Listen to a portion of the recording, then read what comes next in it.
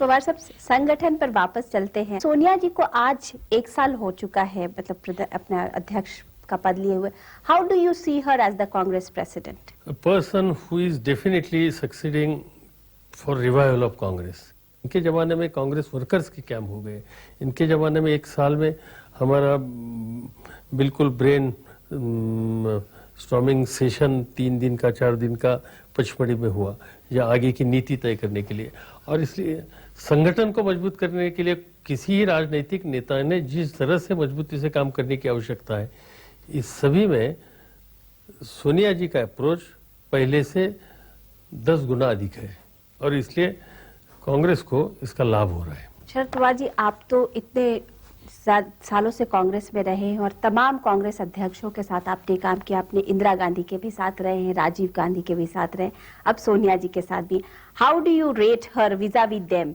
हर व्यक्ति की एक परिस्थिति अलग होती है, उनका जमाना, उनका स्वभाव अलग होता है। सोनिया जी की स्थिति अलग है। वो जैसे इंदिरा जी बचपन से राजनीति में थी, जैसे राजीव जी ने भी राजनीति में एक बार इंटर करने के बाद पूरी जिम्मेदारी अपने कंधे पर ले ली। इसमें और उनमें फर्क है, क्योंकि एक विशिष्ट परिस्थिति में कांग्रेस को रिवाइव करने के लिए पूरे देश के कांग्रेस वासियों को जब लगा कि अभी सोनिया जी ने, नेहरू गांधी परिवार के किसी व्यक्ति ने आगे आने की आवश्यकता है, और इसलिए उनको जाकर हम लोगों ने बुलाया है। शुरू में कुछ सवाल थे, प्रॉब्लम थे, मगर दिन ब दिन इस सभी सवालों पर बात करके वो आगे जा रही है, कामयाब हो रही है। क्या हर मसले पर या मुद्दे पर आप लोगों से वो कंसल्ट करती हैं? बिल्कुल, हमेशा इंटरेक्शन, डायलॉग, इस पर उनका सबसे ज्यादा ध्यान है। शरद पवार जी, ऐसा फिर मीडिया में या ऐसा परसेप्शन क्यों है कि आपकी और सोनिया जी के बीच में वो इतना बढ़िया, कंफर्टेबल, इजी रिलेशनशिप नहीं है जो कि सोनिया जी और डॉक्टर मनमोहन सिंह या सोनिया जी या अर्जुन सिंह साहब के बीच में है? ऐसा क्यों है परसेप्शन? बिल्कुल मालूम नहीं, कुछ लोग प्रोपेगेंडा भी करता है, पब्लिसिटी करते हैं। अच्छा, आप मिलकर जब काम करते हैं तब बार बार लोगों के सामने जाकर या मीडिया के सामने जाकर हम बड़े नजदीक है, ये कहने की कोई आवश्यकता नहीं रहती। हर व्यक्ति जानती है, दूसरी व्यक्ति जानती है, मैं खुद जानता हूँ, सोनिया जी खुद जानती है, और इसलिए ये लोगों के सामने दिखावा करने की कोई आवश्यकता नहीं होती। अपनी मेहनत से काम करे, जहाँ आपकी मदद हो सकती है संगठन को और सोनिया जी को ताकत देने के लिए, वहाँ सबसे ज़्यादा ध्यान दे दे। और मेरा हमेशा विश्वास है कि भले आप कौन से लेवल पे काम करें, स्टेट लेवल पर काम करें, नेशनल लेवल के काम करें, मगर अपना मकान, अपना घर पहले मजबूत होना चाहिए। और मेरा ध्यान, मेरा स्टेट में कांग्रेस को मजबूत करने की आवश्यकता थी। शिवसेना, बीजेपी जैसी सरकार वहाँ थी, हमने इस पर ध्यान दिया, 38 सीट जीते आउट ऑफ 48। हाँ, लेकिन वही तो बात है कि आपके इतने अच्छे परफॉर्मेंस के बावजूद भी लोग ये इस तरीके का परसेप्शन लगाते हैं कि जैसे कि Sharad Pawar is not very close to 10 Janpath. सवाल है भाई, मुझे प्रदर्शन करने की आदत नहीं है, इसलिए मैं थोड़े कम रहता है सबके सामने, वहाँ फील्ड पर ज्यादा ध्यान देता हूँ। लोग बाग यही कहते हैं कि शरद पवार जी कभी भी सोनिया जी के साथ दिखते ही नहीं है। That means he is what? He is never to be seen together as such with her. I am attending each and every meeting. ये हर वर्किंग कमेटी की मीटिंग 1-2 छोड़कर इधर उधर मैंने कभी मिस हुई ऐसी नहीं हुई।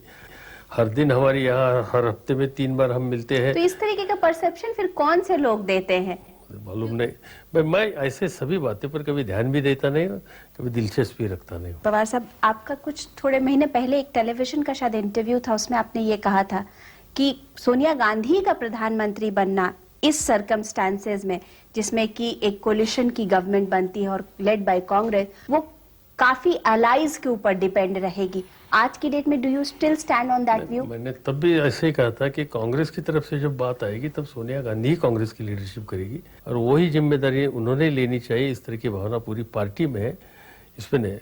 तब मुझे सवाल पूछा गया था कि मैं आपकी मेजोरिटी नहीं हूँ और दूसरे लोगों ने कुछ डिक्टेट किया, तो मैंने इतना ही कहा था कि दूसरे लोगों की कुछ भावना हो तो उनकी हमें मदद लेनी है, इसलिए उनको सुनना पड़ेगा, इससे कोई ज़्यादा नहीं। मगर जब हम सुनने के लिए तैयार हैं तब बेसिक इश्यूज के लिए हम कॉम्प्रोमाइज करने के लिए तैयार नहीं है। अगर कोई इस तरीके की संभावना होती है तो ऑब्वियसली आप लोग सबकी तरफ से सोनिया गांधी ही लीडर रहेंगे। सिंपल बात है, जो पार्लियामेंट्री पार्टी का नेता होता है वही लीडर होता है।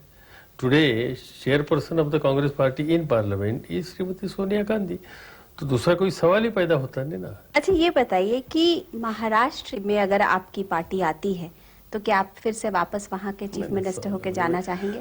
27-28 साल उस विधानसभा में रहने के बाद, 4 बार विपक्ष का नेता और 4 बार मुख्यमंत्री होने के बाद फिर मुझे जाने के लिए बिल्कुल दिलचस्पी नहीं है। मैं नहीं जाऊंगा, मैं यहाँ ही रहूंगा। तो आपका स्टेट का मोह कम हो गया है, इज इट? नहीं भाई, आप ऐसे करिए, सोचिए ना कि एक क्षेत्र में आप कब तक रहेंगे।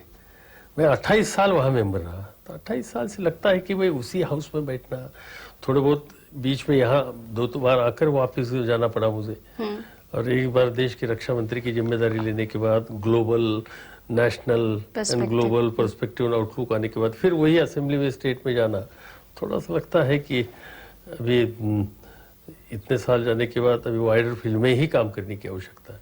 इसलिए अभी मैं यहाँ ही रहूंगा, वहाँ टोटल मदद करूंगा। आपके जो डिट्रैक्टर्स थे, रहे हैं कभी किसी भी समय में, खास करके प्रताप राव भोसले या मुरली देवड़ा, उनको बोलते हैं कि वो लोग आज की डेट में बहुत पावरफुल हो गए। डिट्रैक्टर नहीं, वो मेरे कलीग्स हैं, पहले दिन से कलीग्स हैं। आप उनकी ऐसी बेइज्जत मत करिए, वो हमारे साथी है, हमने मिलकर काम किया, हम पहले दिन से। कहते हैं सोनिया गांधी उनको बहुत तवज्जो दे रही है महाराष्ट्र के मसले पर। बिल्कुल, संगठन के किसी भी व्यक्ति हो जो संगठन की जिम्मेदारी, उनको पूरी ताकत देने की आवश्यकता सभी की हो, मेरी खुद की भी है। मैं खुद उनकी इज्जत भी करता हूँ और ताकत भी देता हूँ, क्योंकि जब संगठन के प्रमुख की हम ताकत नहीं देंगे और इनकी इज्जत नहीं देगी तो संगठन चल नहीं सकती, संगठन की वो ताकत संगठन को मिल नहीं सकती, इसलिए उनको मदद करने की आवश्यकता है। We'll have more of Sharad Pawar, but after a short commercial break.